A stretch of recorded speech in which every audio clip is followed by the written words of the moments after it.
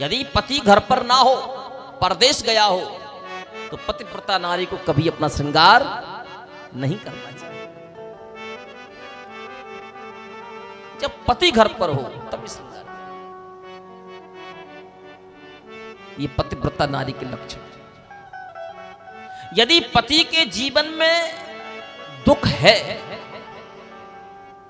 तो उस पति के दुख में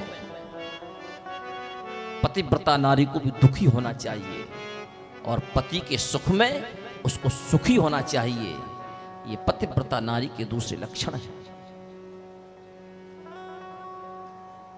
देवी पार्वती संध्या कालीन के समय पतिव्रता नारी को घर की चौखट के बाहर खड़े होकर के अपने केस नहीं संभालना चाहिए।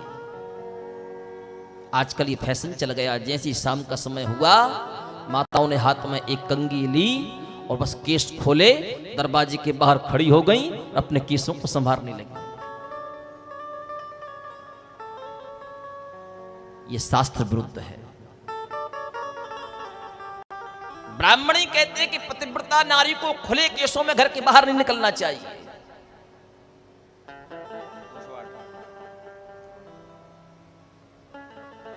जब जब केस खुले हैं तब तब महाभारत हुआ है, याद रखना।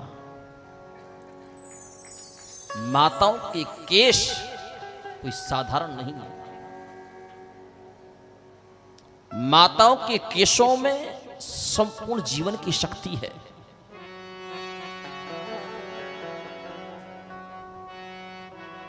जब तक दुर्योधन आदि कौरवों ने द्रौपदी के केसों का स्पर्श नहीं किया तब तक उनका संहार नहीं हुआ। लेकिन जैसे ही दुशासन द्रौपदी के केसों को पकड़ करके खींच करके लेकर के आया ना, उसी दिन से कौरवों की उल्टी गिनती चालू हो गई।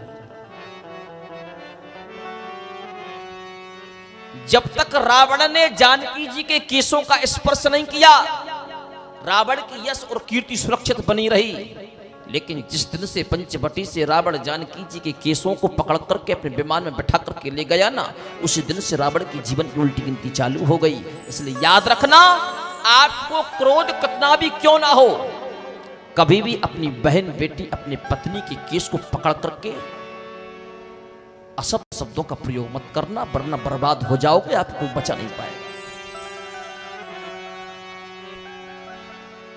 उसके केश महान है, उसके संपूर्ण जीवन का जो तत्व है वो पतिव्रता नारी के केशों।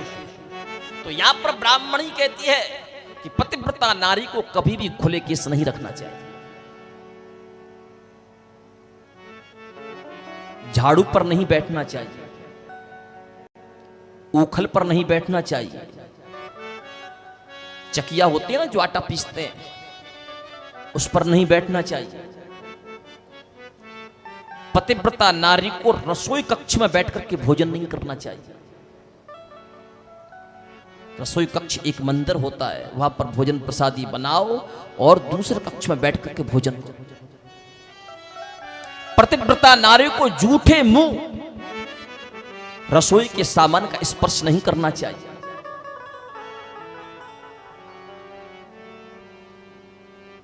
घर में वही बने जो आपके पति को पसंद हो। और यदि आपके मन की इच्छा कुछ और खाने की है और वो चीज पति को पसंद नहीं है,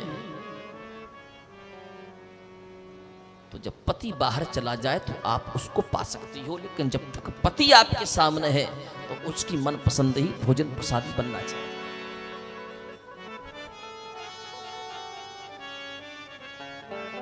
यदि किसी कारणवश आपके पति ने आपके ऊपर अत्याचार कर दिया,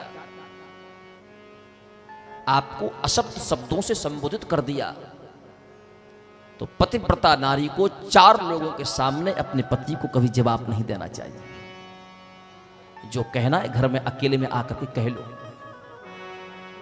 लेकिन 4 लोगों के सामने कभी भी पति को नीचा नहीं दिखाना चाहिए। ये पतिव्रता नारी के लक्षण है। शिव महापुराण की कथा यह कहना चाहती है, आजकल पति का नाम लेना भी एक फैशन चल गया है। पहले के समय में पति का नाम नहीं लिया जाता था। यदि जो पतिव्रता नारी पहले के समय में पति का नाम लेती थी ना, तो ये बताते थे कि पति की आयु कम होती है। इसलिए जो पहली संतान होती थी, उस पहली संतान के नाम को लेकर के पति पत्नी को बुलाती थी और पत्नी पति को बुलाता था। और जब तक संतान नहीं होती थी तो उसके मायके का नाम अलग होता था, उस ससुराल का नाम अलग होता था, ससुराल के नाम को लेकर के बुलाती थी। लेकिन आजकल पति पत्नी का नाम ले रहा है, पत्नी पति का नाम ले रहा है। किसी को किसी की आयु को नहीं पड़ी। पत्नी भी चाहती है कि जितने जल्दी नाम लूंगा उतनी जल्दी मरेगा ये। पति भी चाहता है कि दिन में जितनी बार इसका नाम लूंगा उतनी जल्दी ये मरेगी।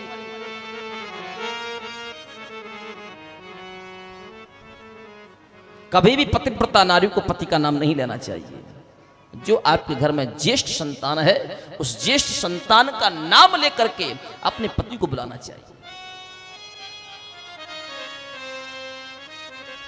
ब्राह्मण पत्नी कहती है, हे पार्वती, पतिव्रता नारी को हमेशा अपने केसों के मध्य भाग से मांग भरना चाहिए। मध्य भाग यानी बीच में से एकदम बिल्कुल।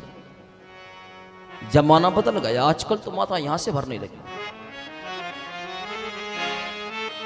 बेचारे पति को ही साइड में कर दिया।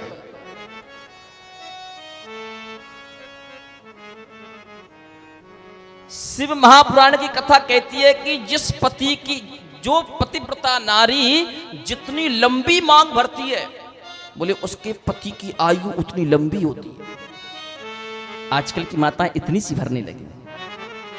क्या करना इसकी आयु इतनी लंबी लेकर के, कल मरता था तो आज मर जाए। बहुत मारता है, पिटाई करता है, पी करके आता है।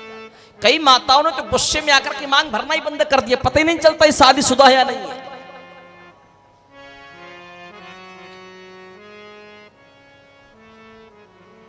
ये आपका सुहाग है। मध्य भाग से भरना चाहिए और यहां तक आना चाहिए, ब्रह्मरंध्र तक आना चाहिए।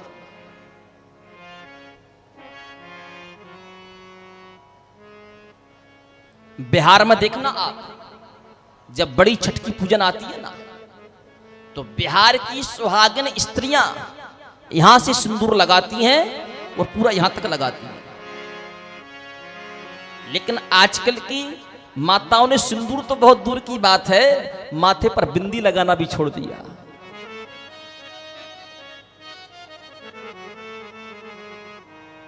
यह पतिव्रता नारियों के लक्षण नहीं है। पतिव्रता स्त्री को चाहिए कि दोनों हाथों में बराबर मात्रा में चूड़ी होनी चाहिए। लेकिन आजकल माताओं ने चूड़ियां पहनना ही बंद कर दिया। एक हाथ में एक कड़ा और एक हाथ में एक घड़ी, हो गया सब काम। बोले कौन पहनेगा चूड़ियां, छन्न छन्न की आवाज करती।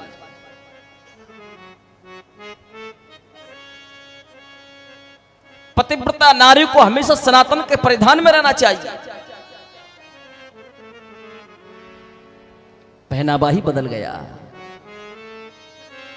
क्या